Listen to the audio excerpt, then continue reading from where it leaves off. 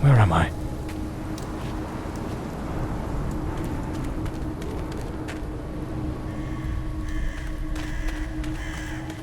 I know it's following me. I can feel it.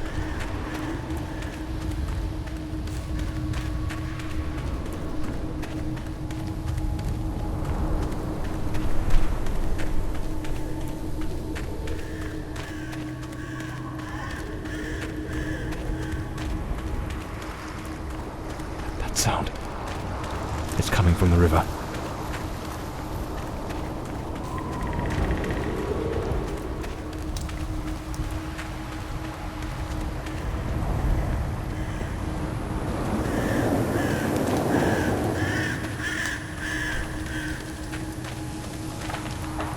If it catches me, it will show no mercy.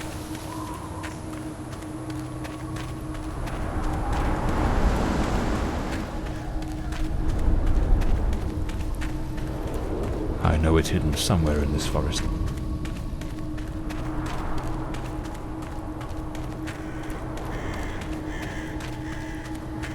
I should be able to see its light soon.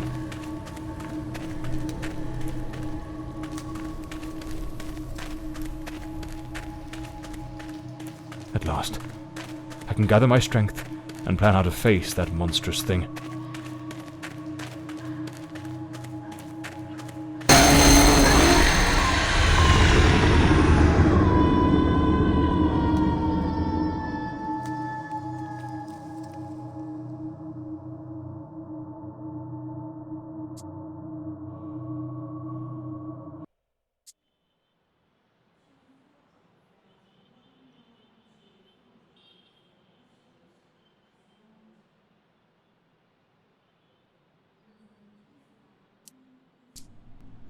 The name's John Morley, private detective, and today is a momentous day. After enduring the most exquisite tortures at the hands of those blasted nurses, and being pumped full of enough medicine to fell an ox, today I'm finally free. Who would have thought that the case of the Red Shoes murder would end the way it did? A stormy night, soaked to the skin, wrestling that brainless killer on a rooftop. Then a slip and a 5-story plunge. It appears you're awake at last. We had considerable difficulty rousing you earlier this morning, so I deemed it best to let you rest a while longer. I bring you good news. The latest test results are favourable, and the doctor has authorised your discharge. You are now officially ready to go. I have placed your belongings on the table. Oh, and a lady stopped by this morning with some clothes from the dry cleaner. So I'm better now? Yes, you are much improved. Both your physical and psychological assessments have been satisfactory, and there are no impediments to your returning to your normal life. I've been having nightmares. The doctor has prescribed some medication that should help address any residual effects. This should assist in alleviating your nightmares.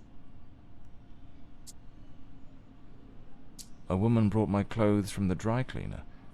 Was it Penny? I couldn't say. She arrived quite early, before my shift began. I've placed the garments in the wardrobe to keep them from getting wrinkled. My belongings? I thought everything was already in the room. There are a few valuables and some coins we kept for safekeeping. They are in the box on the table. Now, if you'll excuse me, I have other patients to attend to. I wish you all the best.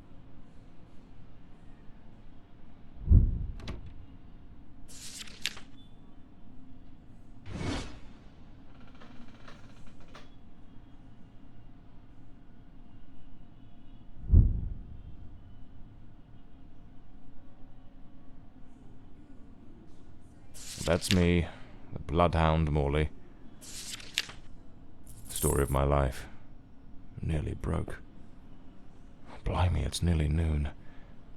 I must have lost track of time in those blasted nightmares. Trench coat and fedora hat. I better get dressed. The hospital gown that ties in the back doesn't exact. Rainy and overcast. Typical London weather. And there's notes from Penny, my secretary. She must have left it here a few days ago while I was still under observation.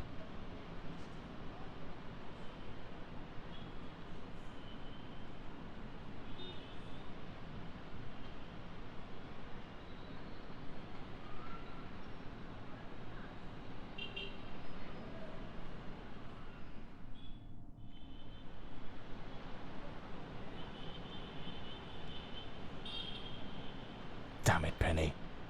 I don't blame her, though. I'm a right mess. I've managed to lose the only two things that kept me grounded. Her sound advice, always spot on, and the faint hope that she might dump Peter and give me a chance. Blimey, what a fall I took onto that rain-soaked pavement. And to top it off, with that downpour, I ruined my best suit. But, well, that's all water under the bridge now, quite literally.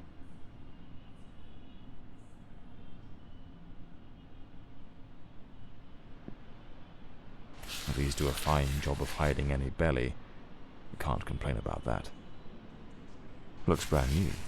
The collar's pristine. Well-structured shoulders, nicely padded. I usually use the Windsor knot. I should get myself a pair of derbies. Or brogues. They're much more comfortable. Besides, if I slipped, it was because of those damned hard soles. So the mystery woman who took my clothes to the cleaners was Penny after all. Seems she's still got a soft spot for me. Could there be a chance I might win her over?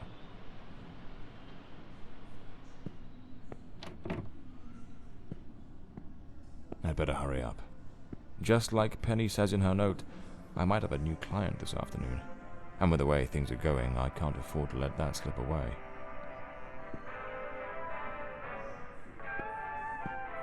All right, let's get moving. Today's the first day of the rest of my life.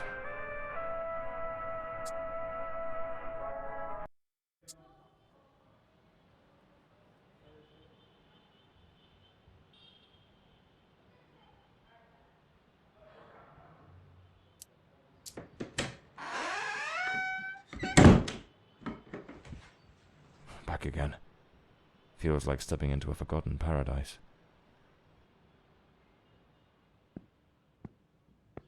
Everything has got that same old charm, and yet feels oddly new. This hospital stint's given me a bit of a new outlook. Maybe I'll take it a shade easier from now on, sticking to cases that don't demand a trip to the morgue. Here they are, Penny's keys, just like it says in her note.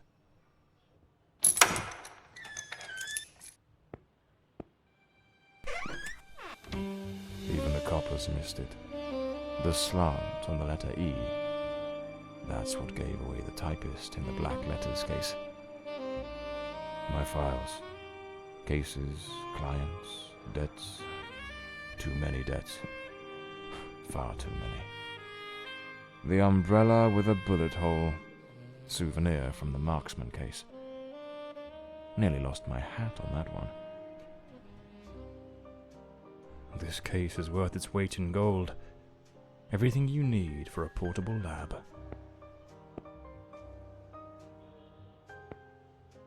So this is Peter. That smug grin's got "punch me" written all over it. Penny's desk. I ought to give her a ring and try to sweet-talk her into coming back. If this new client brings in some decent dough, maybe I could settle what I owe her and use a little charm to win her over. The murder weapon from the cadaver collector case. Nasty business, that one. The case of the Red Shoes murder. One of the most complicated I've faced. Finally. Case closed. This one's a favorite. The jealous lover solved everything with a few blows from an ashtray. Brutal, but effective. My desk, strangely tidy. Normally it's buried under papers, notes, bits of evidence. Penny must have wanted to leave everything spick and span before she walked out on me. Another one of my cards. But this one has my last name circled.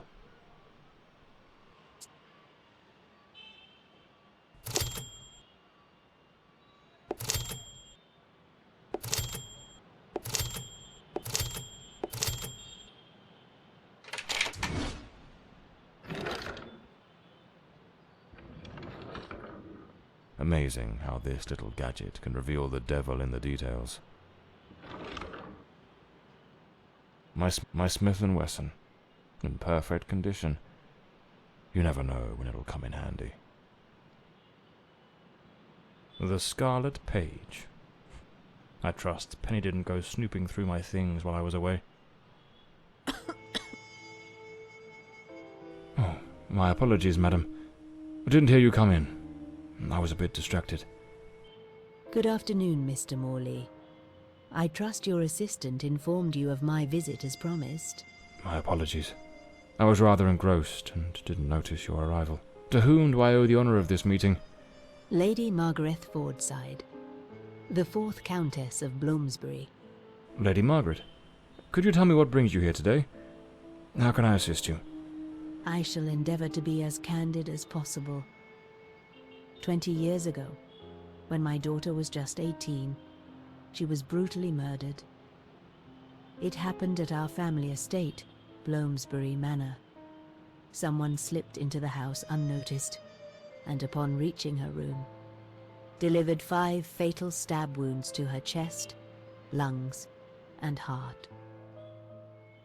The police, eager to close the case, hastily blamed and condemned 2 violent thieves who clearly had nothing to do with her death. The investigation was closed, and justice was never served.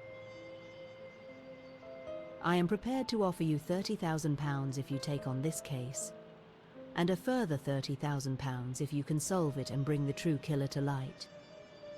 Tell me, Mr. Morley, will you accept this case? I understand your distress, Lady Fordside. But before I commit to anything, might I trouble you with a few questions? By all means, Mr. Morley. Ask whatever you must.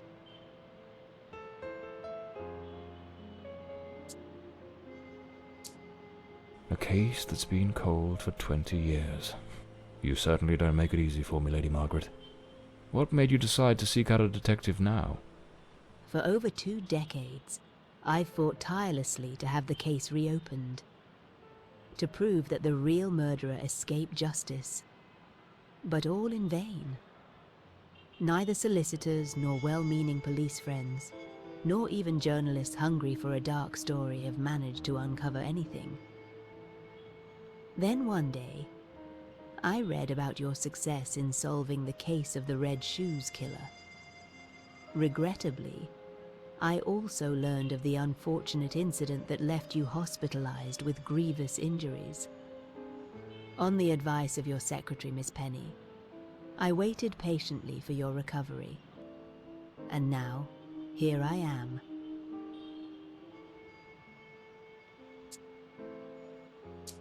Tell me about the men the police arrested. Why are you so certain they weren't guilty? 2 days after the murder, the police arrested a pair of violent thieves who were terrorizing the county at the time. Though they swore their innocence in my daughter Elodie's death, their criminal record completely undermined their defense. Seizing the opportunity, the police locked them away for their other crimes. and the case was closed. But what has always struck me as suspicious is that nothing was stolen on the night my Elodie was killed. If those thieves were truly the culprits, why would they murder her and then leave without taking a single piece of silver? It doesn't add up, Mr. Morley. Tell me, were there any witnesses? Did anyone see or hear anything? It happened at midnight. The house was practically empty at the time, with only a few servants and a guest who was sleeping in the west wing. I was the only one who might have heard something, as my room was next to hers. Unfortunately, I had taken a sleeping draught and fell into a deep slumber. It is a decision I shall regret for the rest of my days.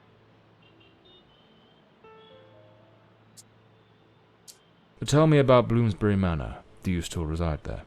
After Elodie's death, I abandoned the estate. I couldn't bear to remain there, to live within those walls. Even now, when I visit the manor, it still feels as though I can hear her footsteps echoing through the halls, her voice humming that old melody, the delusions of an old woman who has mourned her daughter for far too long, Mr. Morley. No mother should ever have to bury her child.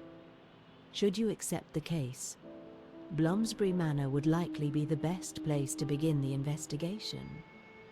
I shall not impede your work, as I now reside at Bedford Square, in the heart of the city.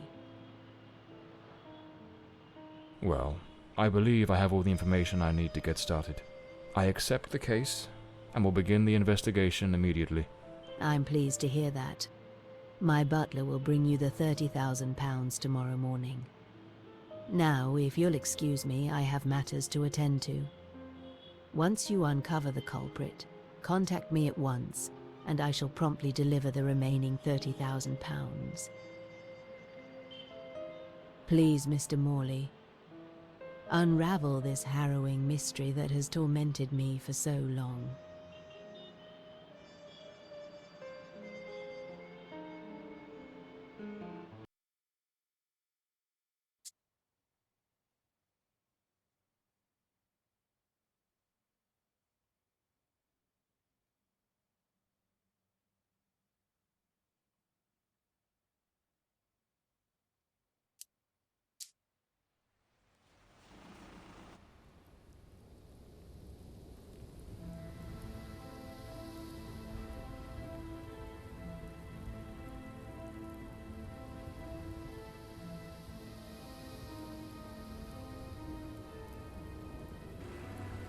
As I made my way through the dense forest path, a haunting silence enveloped the air.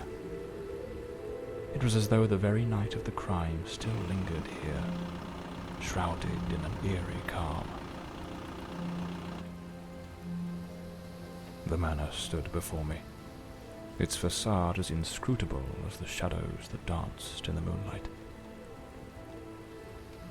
Every step I took felt like a step deeper into the heart of a mystery that refused to be forgotten.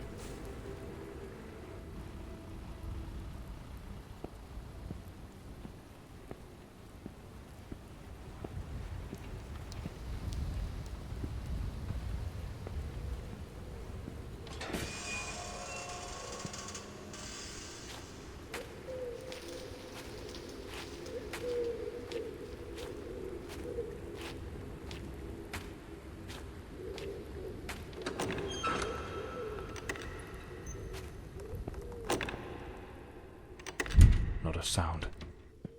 The stillness feels heavy, like it's hiding something.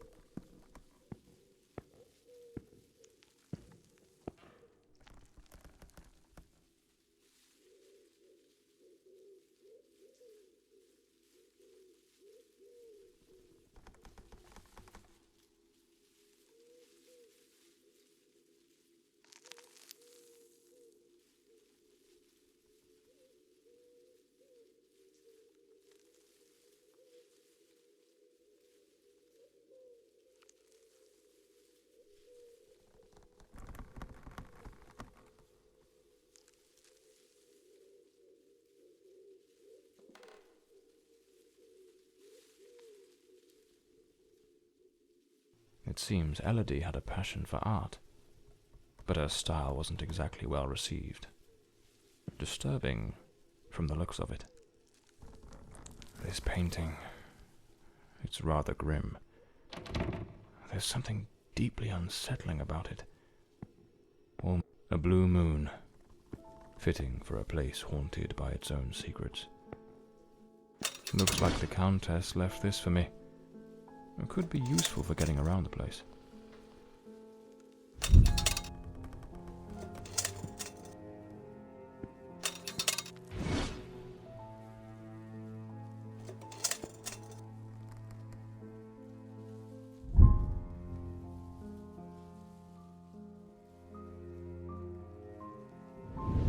So, the housekeeper left a note for the Countess, asking her to meet here on the day of the murder. I wonder what truly happened during that encounter. Very well. Let's piece the events together, step by step.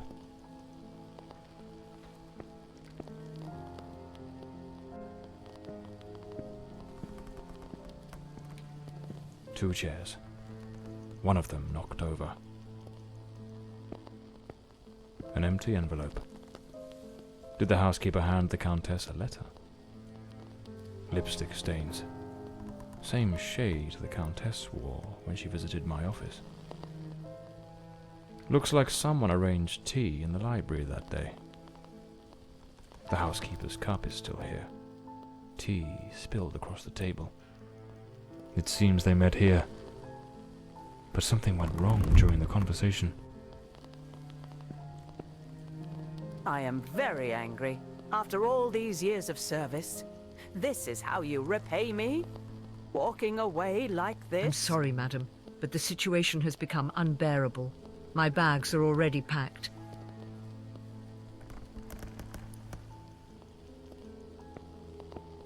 A globe resting in a beautiful wooden stand. The Countess threw the housekeeper out in a fit of rage. In her haste, the housekeeper forgot one of her bags. What was it that unsettled the housekeeper enough to abandon her post so suddenly?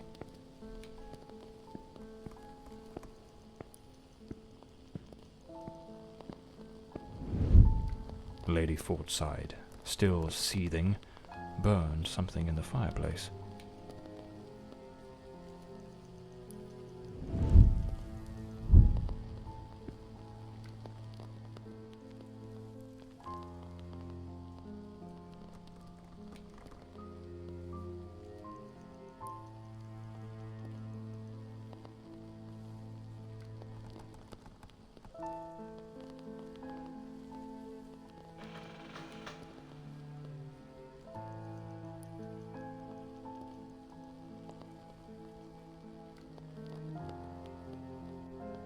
The housekeeper resigned.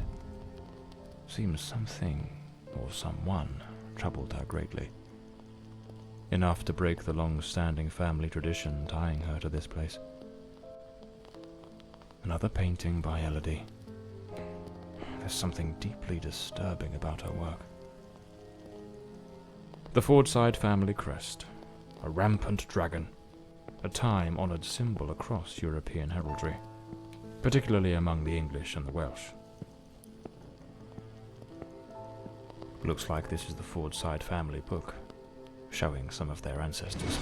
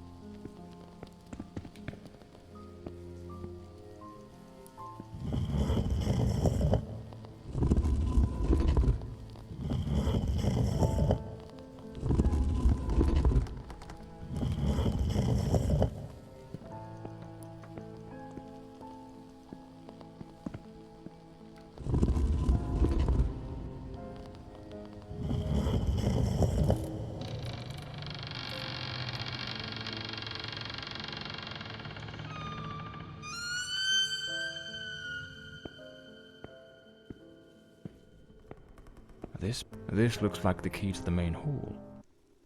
Could be my way into the heart of the house.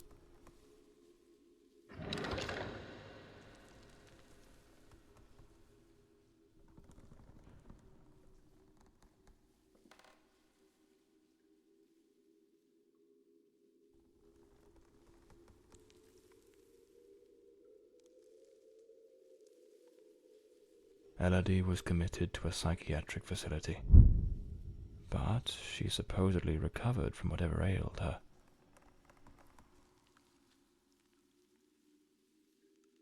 Lady Margaret and a young woman. I suppose it's Elodie. They look happy. It was undoubtedly a better time. A British passport. Lord Fordside was undoubtedly a man of the world.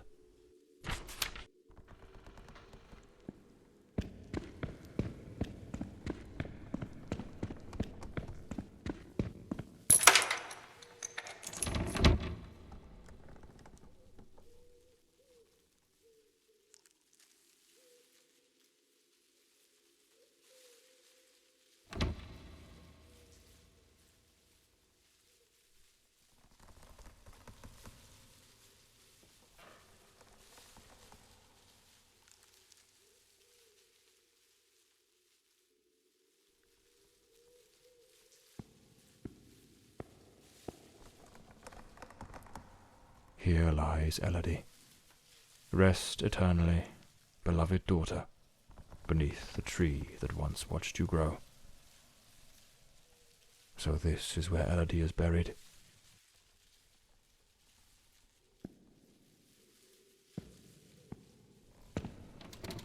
This door is locked as well.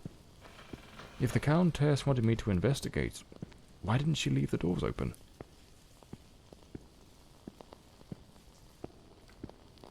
Layers of dried oil paint, left untouched for 20 years.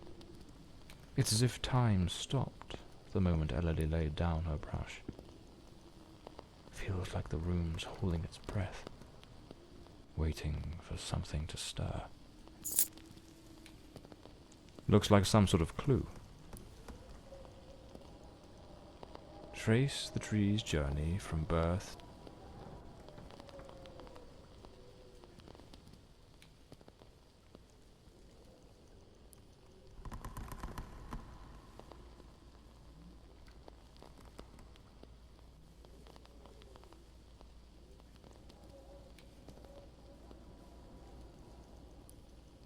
Lady Margaret took special care to secure the house, restricting access to certain areas.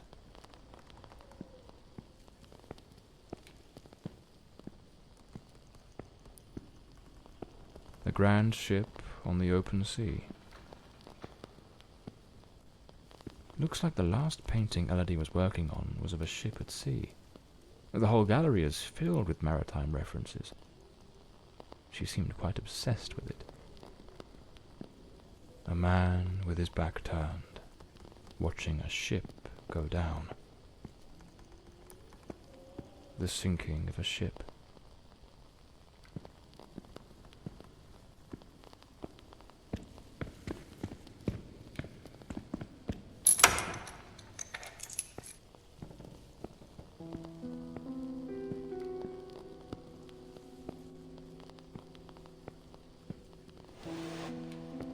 Some of these paintings are really dark and sinister.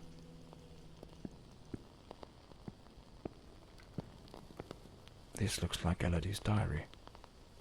Let's see what her last entries reveal.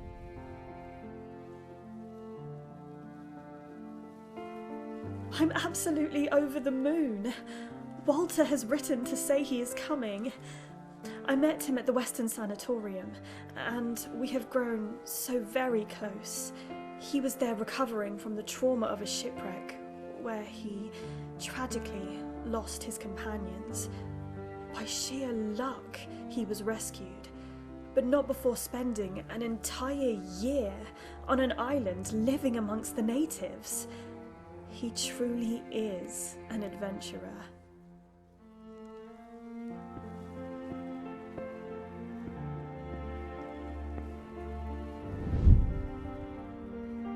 I'm so happy. Walter has finally arrived. I must admit, I am utterly captivated by him. I invited him to visit, and he gave me his word he wouldn't fail to come as soon as he was able to leave. And now he's finally here. I can scarcely contain my joy. It feels as though all the darkness has faded away.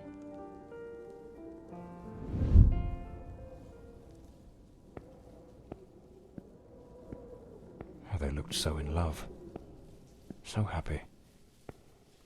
I wonder what became of Walter after Elodie died.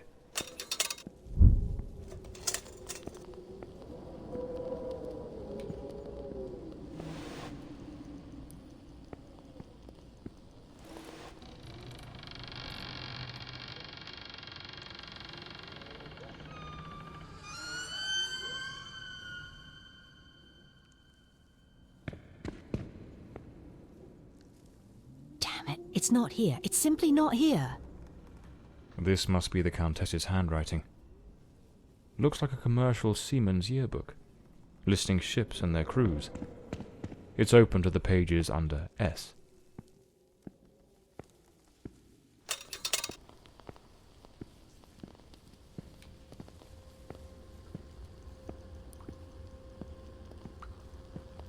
A boarded up door. The access to the servants' quarters appears to be something definitely happened here. These broken chairs. Someone must have held them to the ground with great force. It looks like this vase was shattered. Not just dropped, but smashed with intent.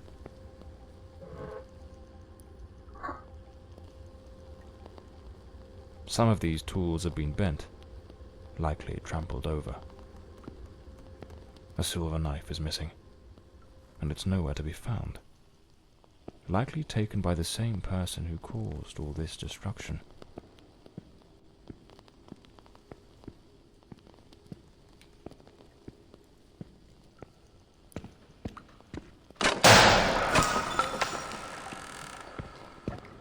Looks like the crowbar is broken. A pair of blood-stained scissors stuck in the sink basin. Deeply unsettling.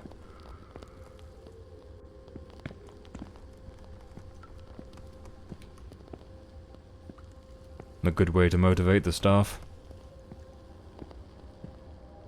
A doll pierced with an awl. A warning?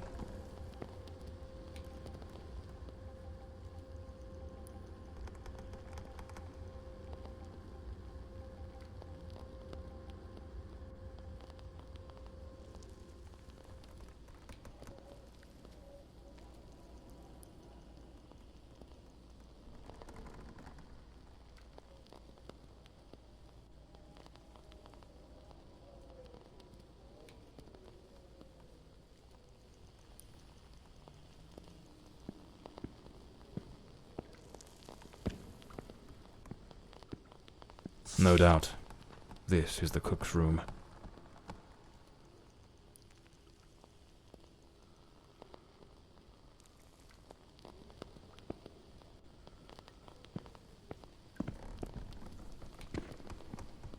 A backgammon board. One of the oldest board games.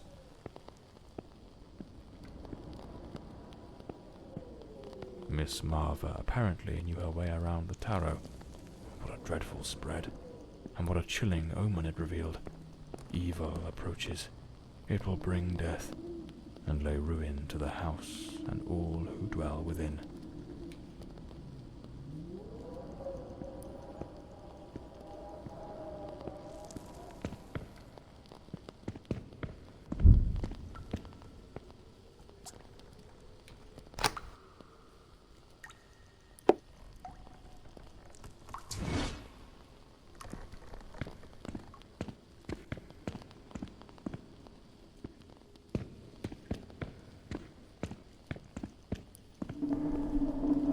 Is there someone else in the house?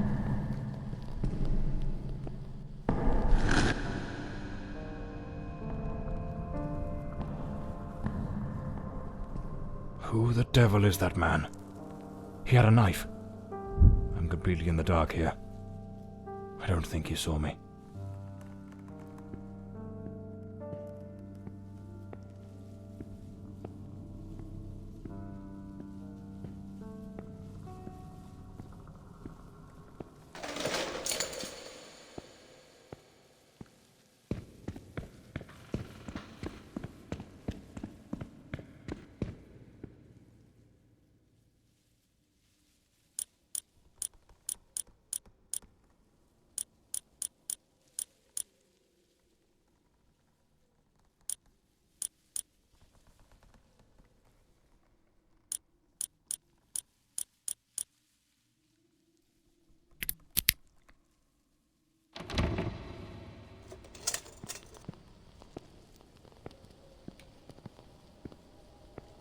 Another boarded-up door. The question is, was it sealed before the murder? And why? This must be Walter Brandon's room. The diary of Walter Brandon.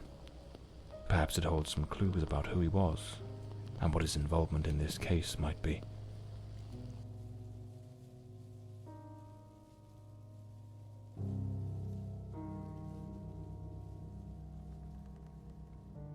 A compass and a sextant, tools of a sailor. An empty bottle. It smells of good rum. I am terrified that man has found me. I fear something dreadful is about to happen. Tonight as I awoke, I saw him, standing at the foot of my bed.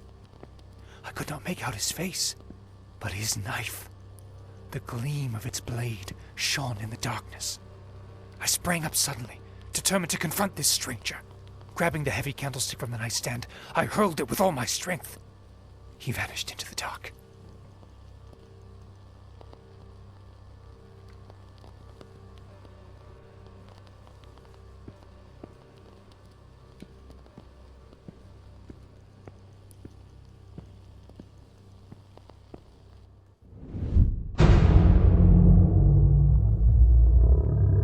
Coming here was a grave mistake.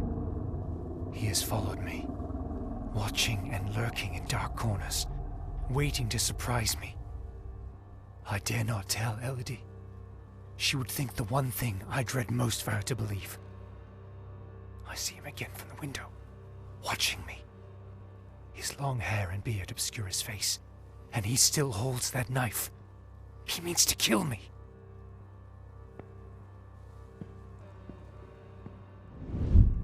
I am losing my faculties.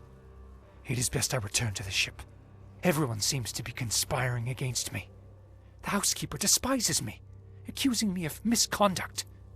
Perhaps I'm not a man of refinement, but I know what respect is. Yet this morning, as I awoke from my rest, she was enraged with me. It was of no use to tell her I had slept peacefully. An external maid who comes to clean was crying and accusing me of having approached her in an unseemly manner. I would never do such a thing. I am a sailor, a man of the world. I know how to conduct myself.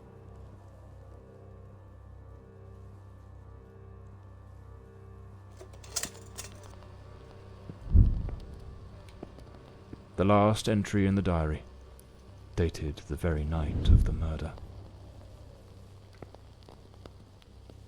My beloved Elodie, why can you not believe this poor sailor who only wishes to love you? I have left everything behind. My ship, the sea, all my world, just to be by your side as you asked me to. Damn it. I can hear the man with the knife coming up the stairs from the hall. I need to hide. Walter was terrified. What in the devil was happening here? It seems this trunk was all Walter owned. A model ship. Mr. Brandon must have felt a deep yearning for the sea. Seems I'm not the only one with a fondness for hats. A photograph of Elodie. No doubt Walter cared for her deeply.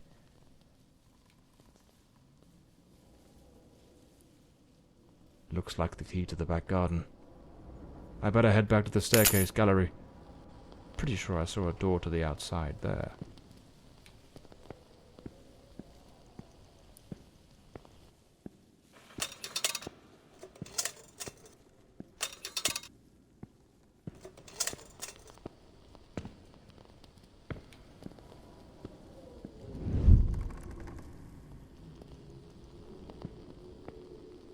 The killer likely fled through the rear door of the house.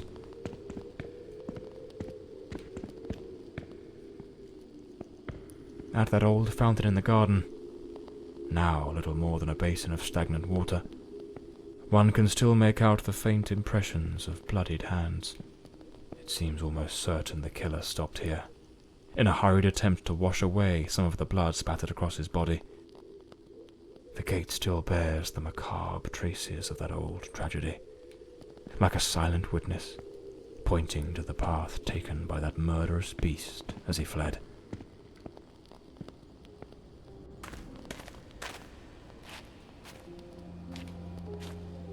This ought to do the trick for that boarded-up room upstairs, just by Walter Brandon's room. A filthy coat, soaked in some kind of blackened, hardened liquid, aged over time. It's clear that the man who killed Elodie discarded his blood-stained clothing during his escape. Here's the missing kitchen knife, undoubtedly the murder weapon. Despite his injuries, the killer rid himself of anything that might incriminate him before fleeing the scene. The boots, the coat, even the knife. It's a chilling thought, but those very items remind me of the figure seen lurking near the manor, the same figure Walter Brandon spoke of with such dread, and perhaps the very one who was said to have harassed the maids. That mysterious presence was, in all likelihood, the murderer of Elodie Fordside.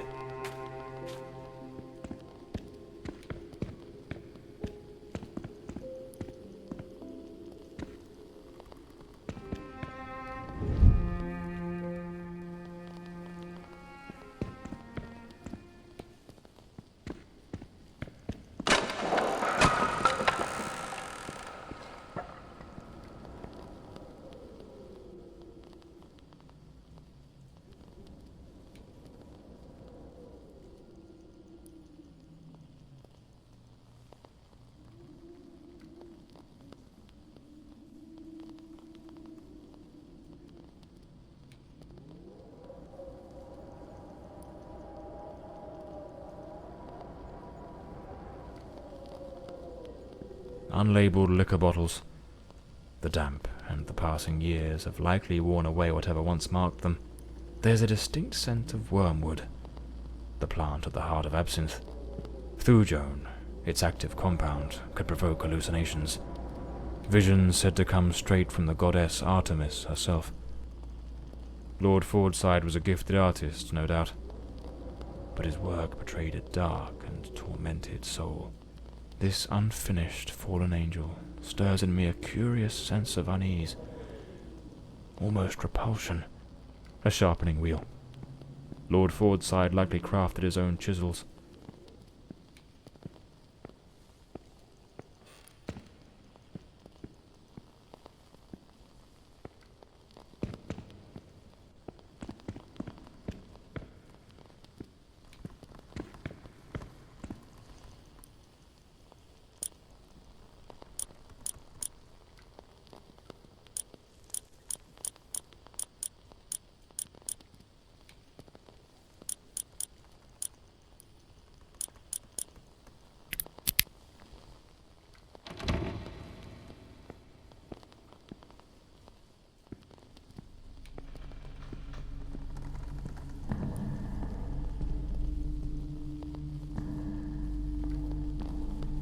Him again.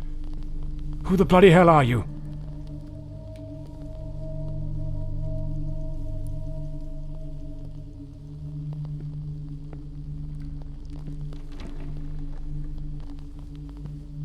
This room looks like it belongs to a woman. Lady Margaret, perhaps? The bed is made.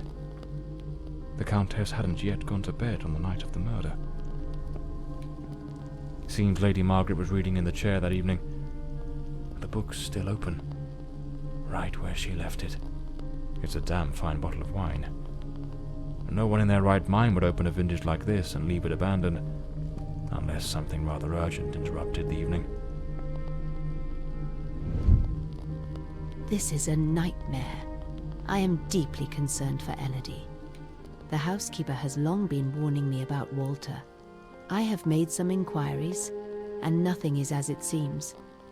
Elodie remains blissfully happy with him in the house.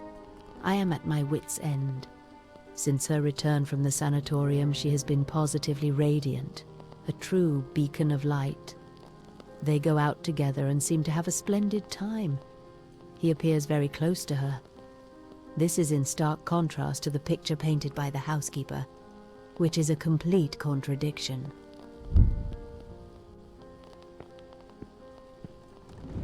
Last night I heard him scream. He seemed to be in the throes of a panic attack. I approached on tiptoe to the guest quarters, and then suddenly I was struck with terror. An insane, maniacal laughter echoed through the night. It did not sound like him. The following morning, Walter and Elodie went out to sail on the pond.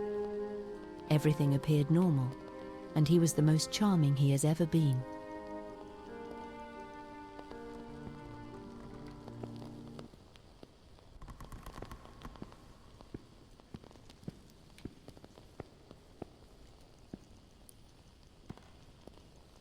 Something made of glass has shattered here.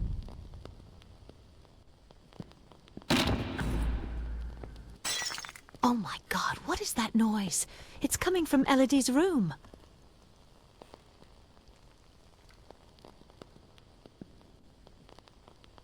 The fireplace tools, all knocked over on the floor. And unless my eyes deceive me, the poker appears to be missing. Oh my God, Elodie! Lady Margaret, quite agitated, grabbed the fireplace poker and rushed toward Elodie's room.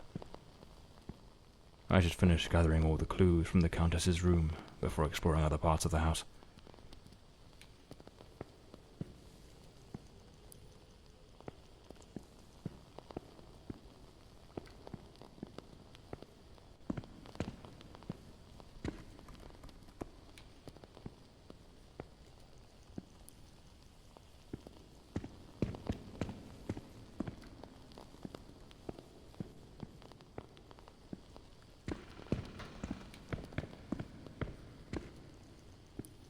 A key.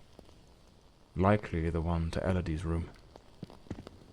Lady Margaret lied to me. She hadn't taken any sleeping draught that night. She could have heard the attack and rushed to see what was happening. Why did she hide this from me? The more I investigate, the more convoluted it all seems. I should head to Elodie's room to search for answers. There was a struggle here, clear as day. Not a clean break-in. The photograph of Elodie Fordside and Walter Brandon.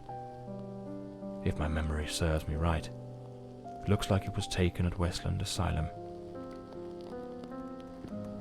A rag doll, tossed on the floor.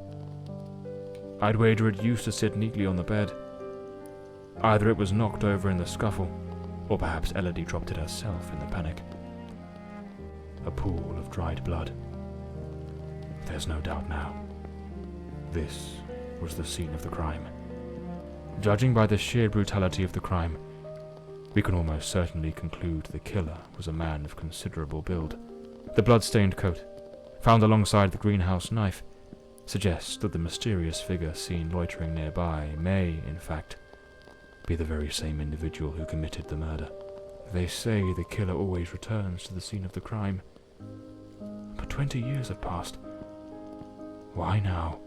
Let's attempt to reconstruct the events, just as they might have unfolded that night, and try to understand precisely what happened. A teacup on the bedside table. Elodie must have lain down that night, perhaps already drifting to sleep.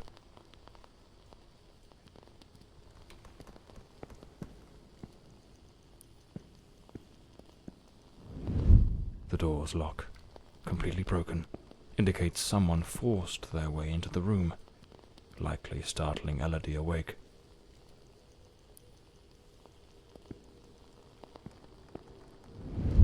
Elodie tried to flee, but the killer cornered her near the vanity. She lost her balance and fell, breaking the dresser and chair.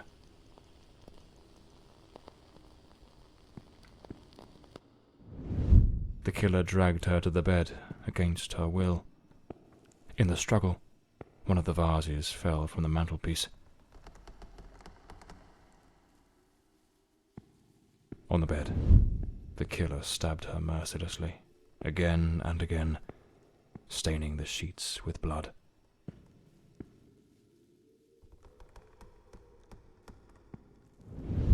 That's when Lady Margaret arrived, striking the killer with the fireplace poker, knocking him away from Elodie. Wounded, the killer fled the scene, but it was already too late. Elodie was already dead.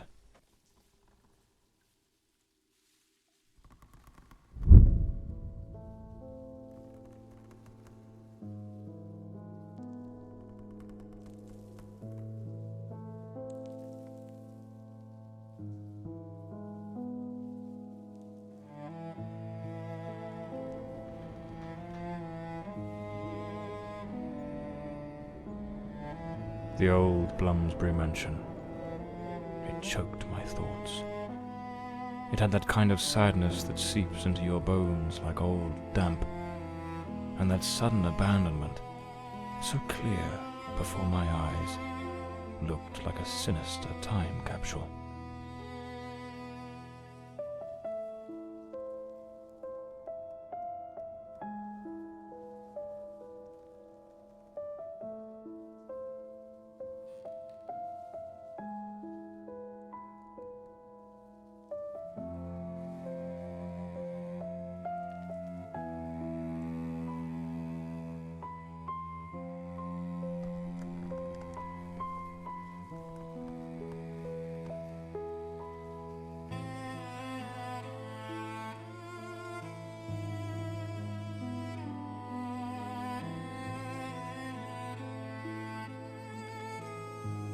One thing was certain. My next move was to dig up answers about the man with the knife, and about Walter Brandon, the sailor from Westland Asylum, an old, forgotten sanatorium that, 20 years ago, was the scene of a meeting between Elodie Fordside and that Brandon fellow.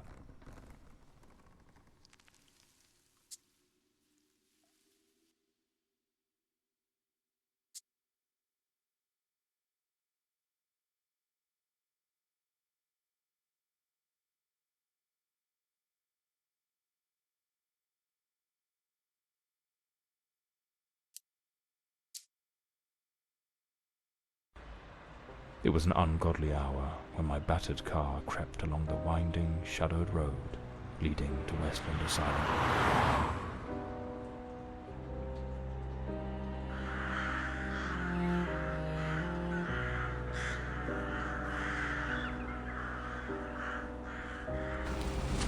What I found upon arrival was disquieting. The building, forsaken for more than a decade, remained illuminated. Was it some ancient emergency system defying the passage of time? Or was someone awaiting my arrival?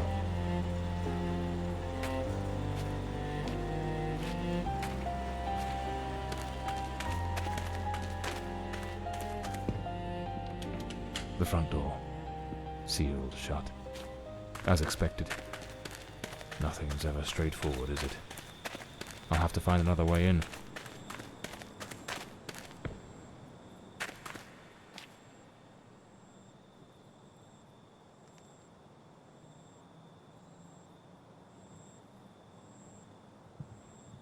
So, there's an alternative entrance, hidden somewhere in the wall of the asylum.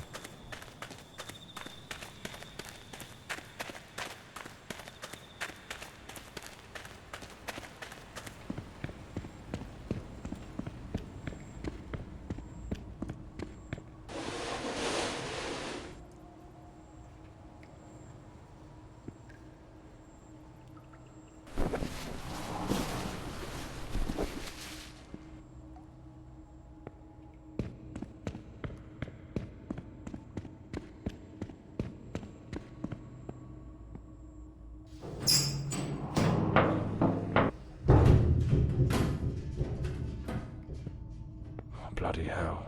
It's pitch black in here. Looks like I've stumbled into what... Impossible. Locked as well.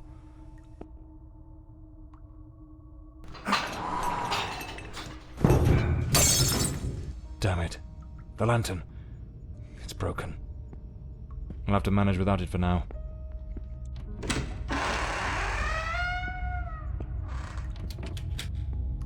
Some of the rooms are completely trashed. I didn't expect the asylum to be in such a state of decay. A bloody handprint. Someone injured must have leaned against this wall. May 1922.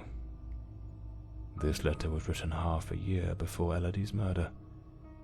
It's possible she was still a patient here at the time.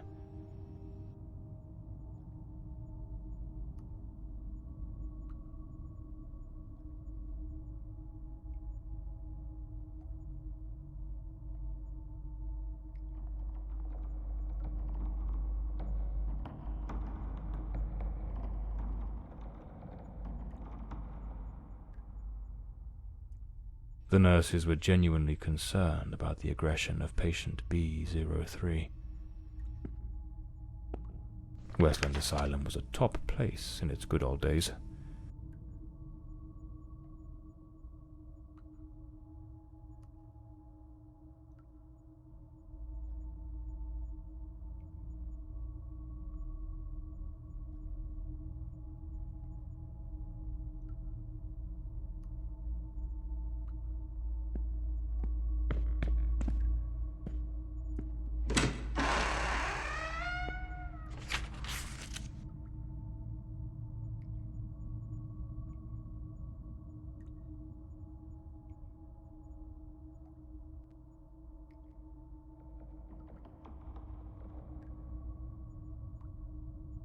The asylum was shut down 10 years ago.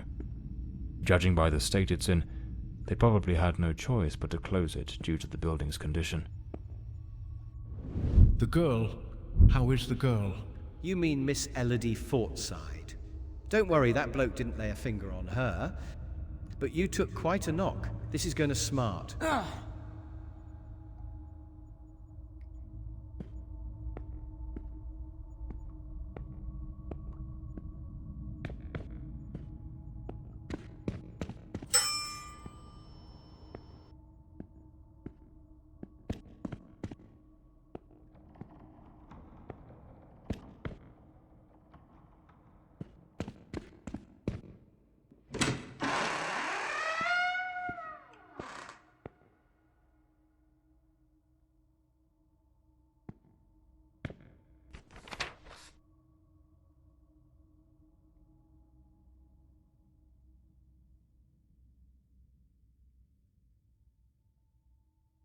I need to find Dr. Sheridan's office.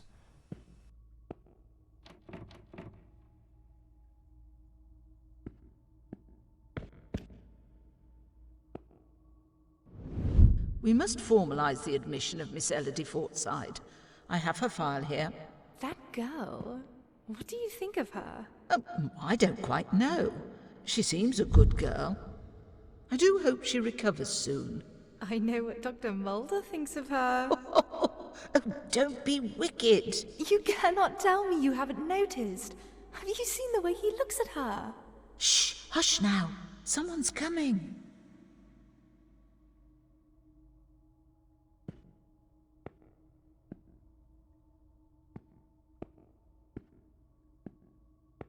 This file cabinet is now empty. It probably held all the records of the inpatients.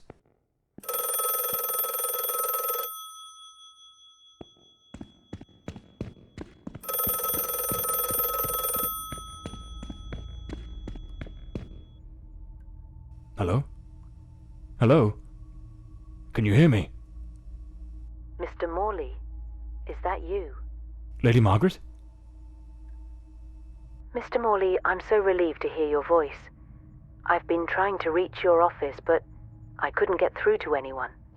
It's awfully late at night, Lady Margaret. How on earth did you know I was at Westland Asylum? Well, I was already in bed, truth be told. but there was something on my mind. A vital detail I'd forgotten to mention. I called your office, searched for you at the mansion, and when I couldn't find you there, I assumed you might be investigating at the asylum. I see. Very resourceful of you. Now tell me, what is this detail of such importance?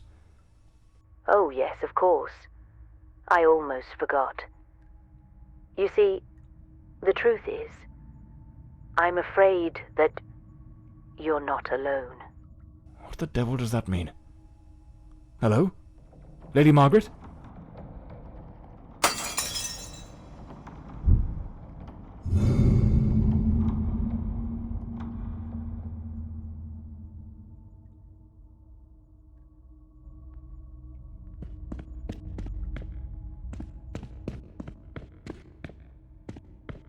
Is someone there? Damn it. I've got a bad feeling about this.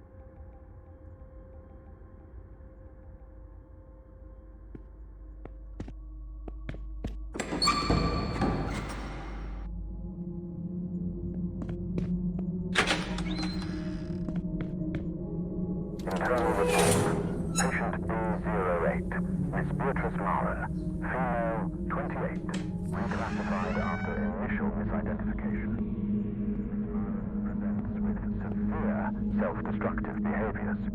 She engages in auto-sarcophagy, self-cannibalism that has markedly compromised her physical integrity.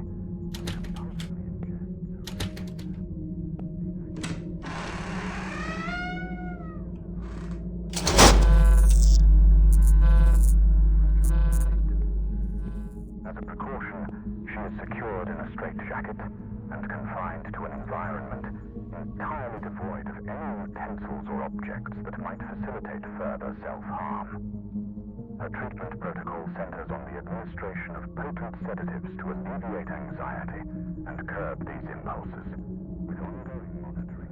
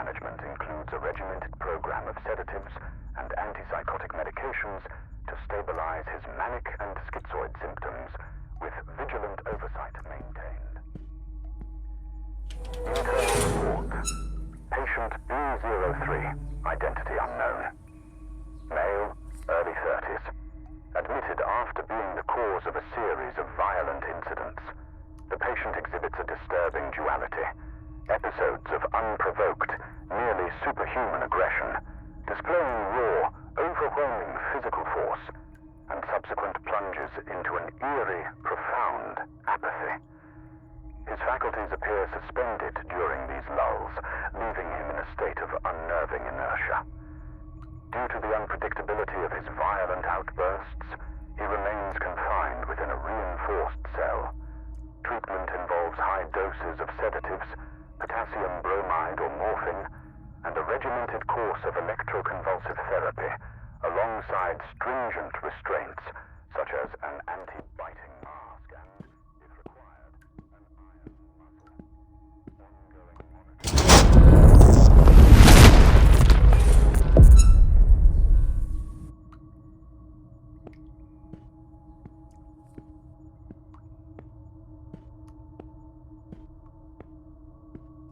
This room gives me the shivers.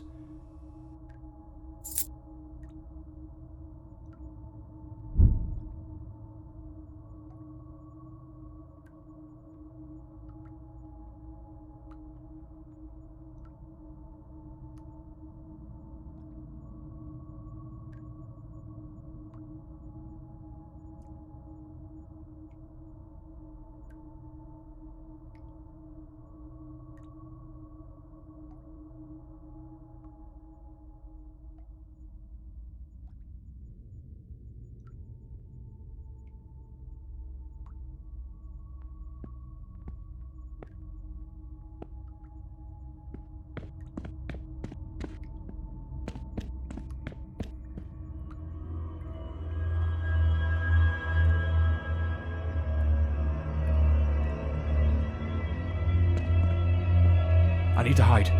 Quickly.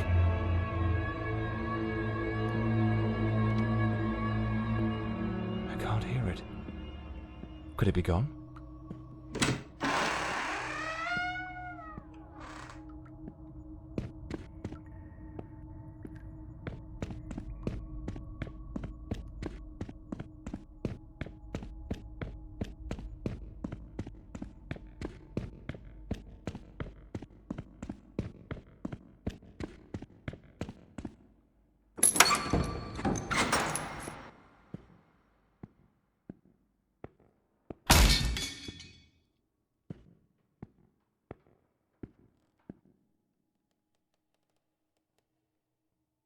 A cigarette case, with a bit of tobacco still inside. Clean water, an apple, a bit of bread, the food still fresh. A maintenance uniform, oddly well prepared. Not a speck of dust on it. Looks like someone's been coming through here. Perhaps this is what Lady Margaret meant in her call. Or was she trying to warn me about something else?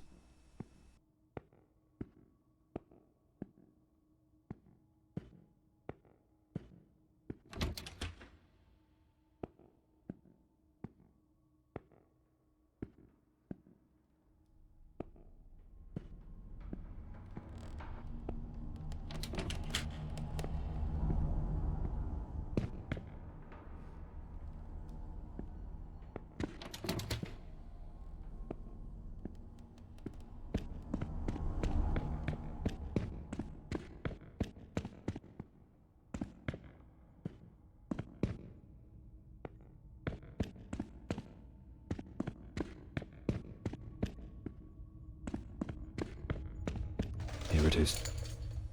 Dr. Sheridan's office. This is where I'll find Elodie and Walter's records.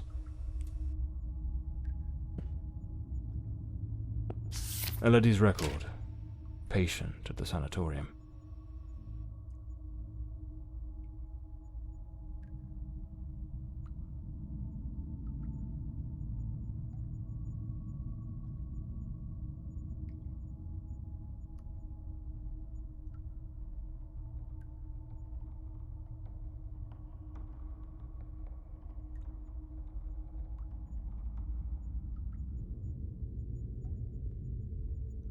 Wait. No, it can't be. There he is, in the photo. Dr. Sheridan in the center, and right next to him, it's him. The man with the knife. That wild mane, that unkempt beard, it's unmistakable. But what's he doing here? And he's holding a book. I need to get to the library. Nothing of interest here. Strange. Elodie's record was easy to find, but there's no sign of anything related to Walter Brandon. Something doesn't add up.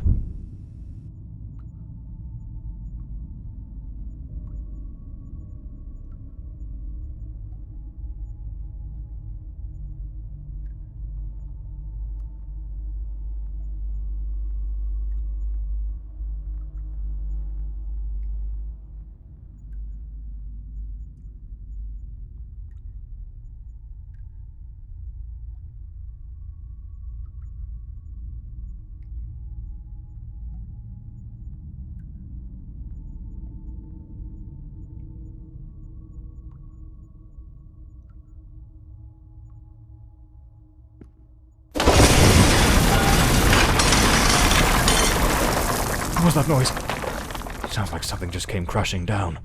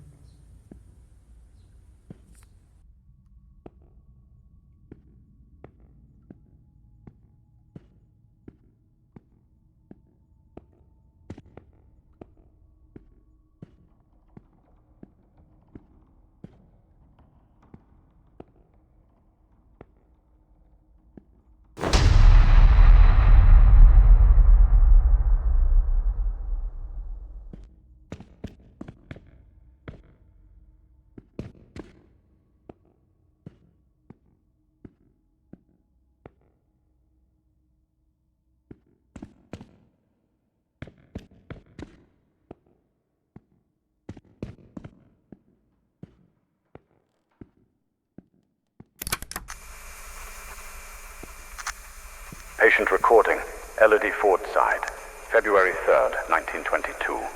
Daily record number 23. Let us begin. How are you feeling today, Miss Fordside? I feel well.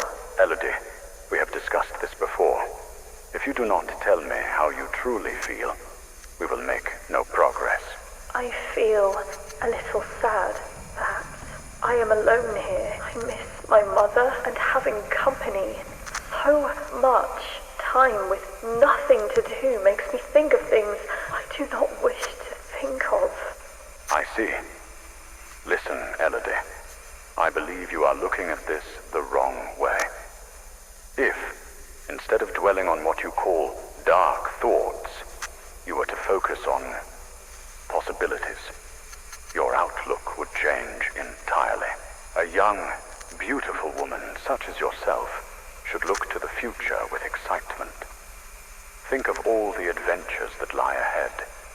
Your family, your career as a painter. Perhaps even finding a man of good standing. One who could protect you from your demons. A man? Tell me, Elodie, is there no man who stirs your heart? What in God's name do you think you're doing? Miss Fordside, you may go. We shall continue later. Very well. Have you lost your mind? Where is your professionalism? Do not presume to judge my methods with your oh-so-righteous reading therapy. Methods? The entire hospital is whispering about you. She is a patient, Dr. Mulder, and she is mentally unwell. Listen, Ferdinand. Stay out of my affairs, and I shall stay out of yours. Or have you forgotten which one of us is the director of this institution? Do as you please, but if I ever witness such a scene again, I will not remain silent. Damn fool.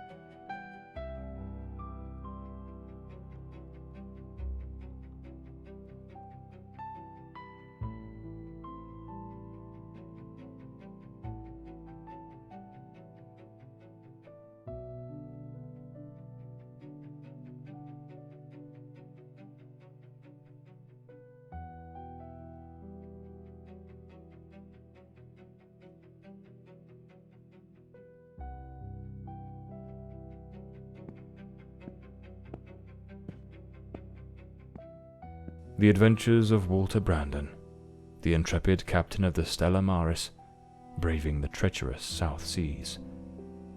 What in the devil does this mean?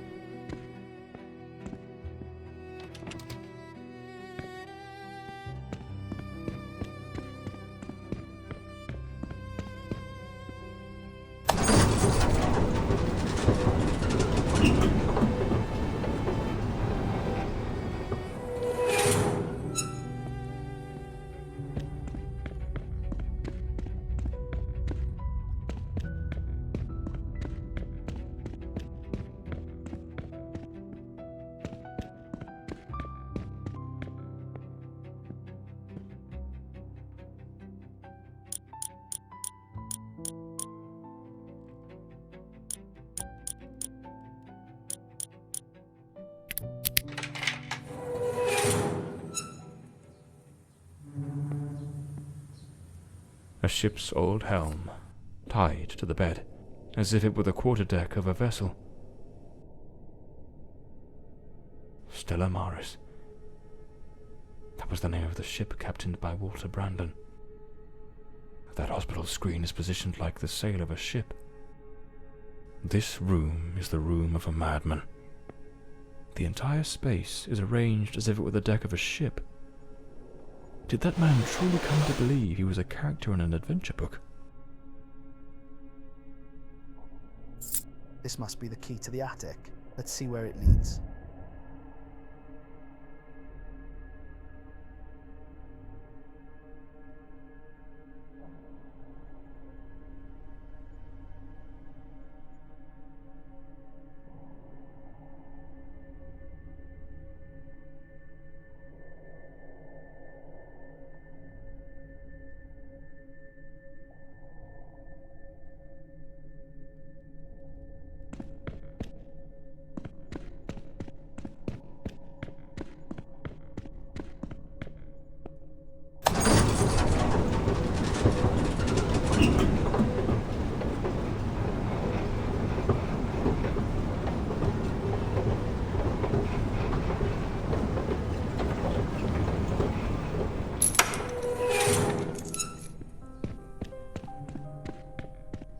Looks like Elodie found herself a little hideaway to keep practicing her dark craft. Powerful drugs for depression. Anxiolytics. The girl improved, but it seems the doctors were baffled by her mind. Elodie found painting, and with it, a way to spill the shadows that crawled through her mind.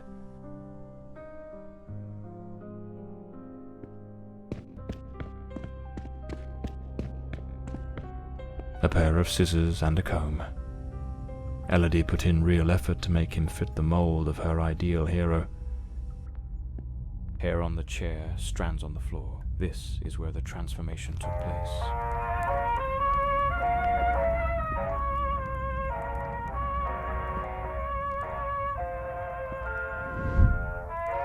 She remade patient 1365 in the image of her most secret longings.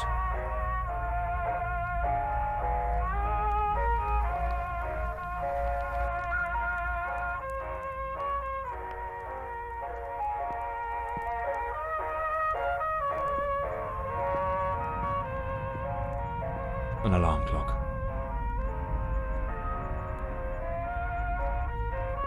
Most likely, they used it to slip back to the second floor before anyone noticed they were gone.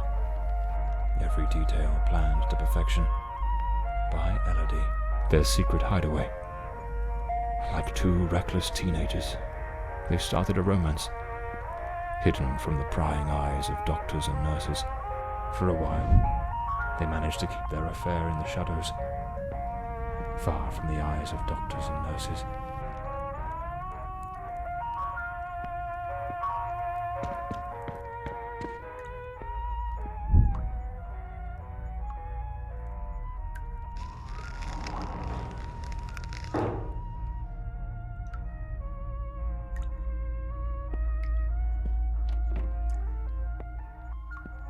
The room has been decorated to resemble some sort of island in the South Seas. Of course, I should have guessed. She pulled him into her world. Elodie created Walter Brandon. A draft letter, scratched out and full of corrections.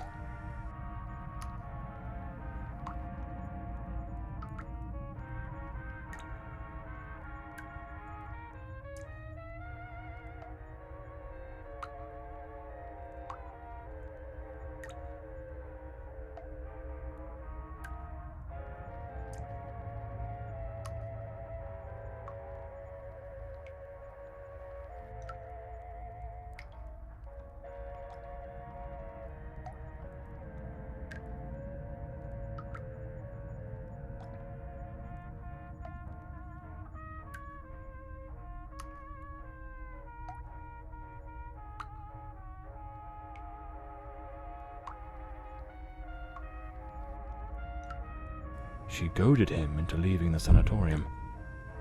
That man was desperately ill. but Elodie's selfishness outweighed what little sense she had. She pushed him too far.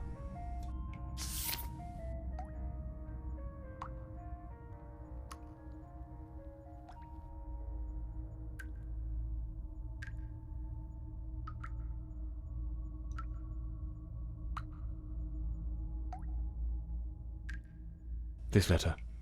At the very least, it's highly inappropriate.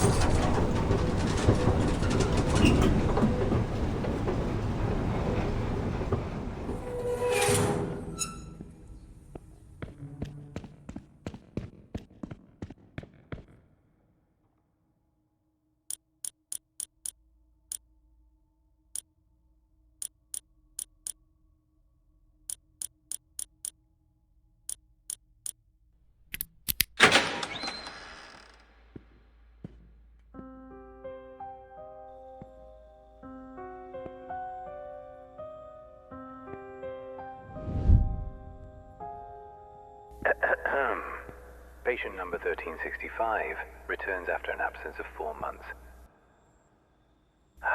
He's in a state of utter disorientation, perspiration pouring off him, and good heavens, there's a severe wound to the skull. His clothes and hands are covered in blood, and it doesn't appear to be his own.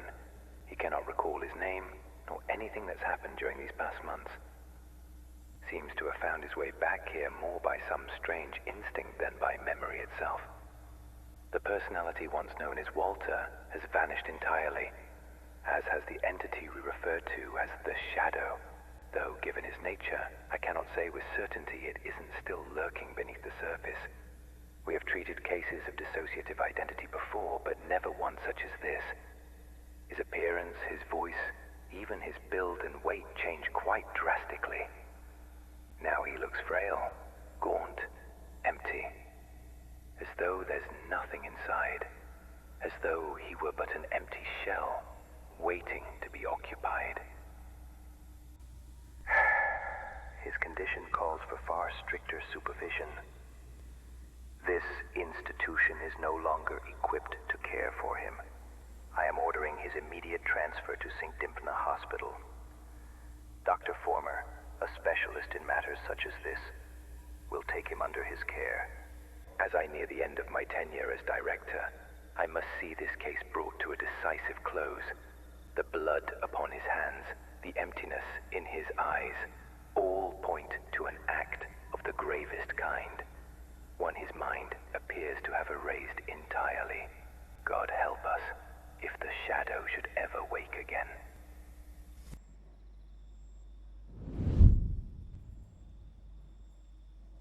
So it seems Walter came back to the sanatorium of his own accord, though he was utterly incapable of recalling what he'd done. They moved him to St. Dymphna's Hospital. Could he still be there after 20 years? What became of him? I'll have to follow this lead.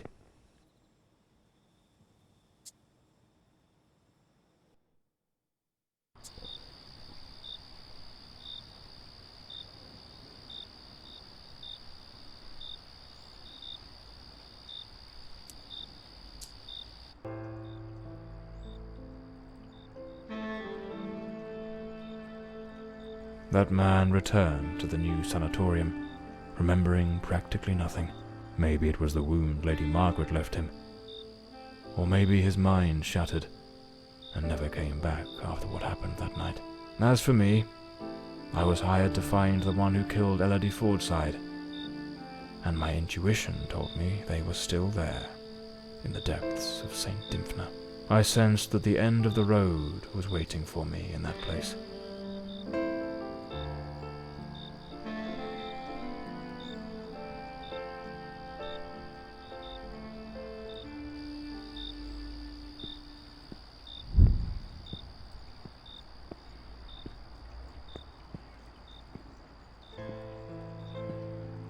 very well saunter in through the front door as if nothing's amiss. I'll need to find another way in.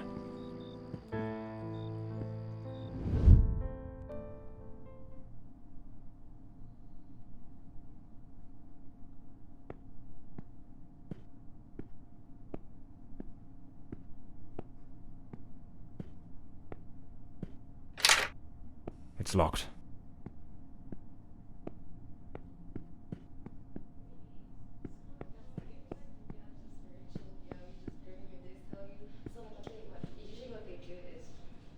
The night shift nurses are behind this door. I need to find another way into the hallway to the rooms. It's locked.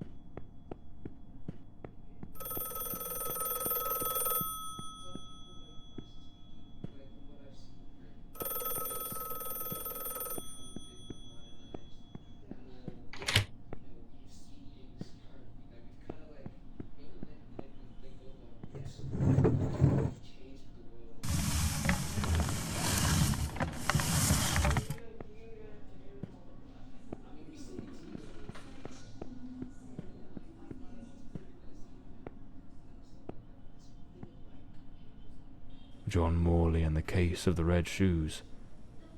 What the devil does this mean?